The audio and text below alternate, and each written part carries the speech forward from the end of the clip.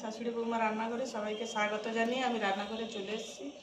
আজকে আমি একটা নতুন জিনিস মানে চালতা, পাকা চালতা, এর সেন্টটা এত সুন্দর, দারুণ। এই পাকা চালতা দিয়ে আমি চাটনি বানাবো। তো কিভাবে বানাবো আপনারা দেখতে থাকবেন। তো প্রথমে আমি চালতাটাকে কেটে নেব।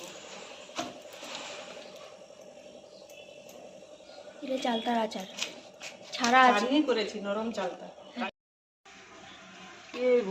ফোন বাজছে। দেখো বন্ধুরা, চালতাগুলো আমি এই ছোট ছোট করে কেটে নিয়েছি। এবারে মিক্সচারে আমি বেটে নেব। এই যে মিক্সচারে দিয়ে দেবো। চালতাটাকে মিক্সচারে পেস্ট করে নিয়ে এসেছি। এই যে পেস্ট হয়ে গেছে। এবার চাটনিটাকে আমি বানিয়ে নেব। লঙ্কা কেটে দিয়ে দেবো, সর্ষে ফোড়ন দেবো, ফোড়নে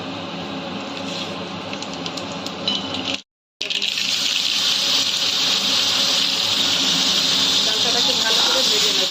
পরিমাণ মতো নুন দেবো। একটু ঝাল ঝাল টক মিষ্টি মিষ্টি হবে।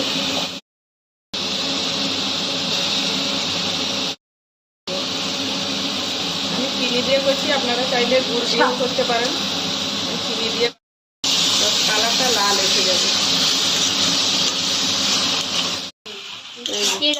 দেখুন বন্ধুরা, চাটনি আমার হয়ে গেছে। এবার একটু ভাজা গরম মশলা দিয়ে দেবো উপরে, দিয়ে নামিয়ে দেবো। একটু গরম মশলা দিয়ে দেবো।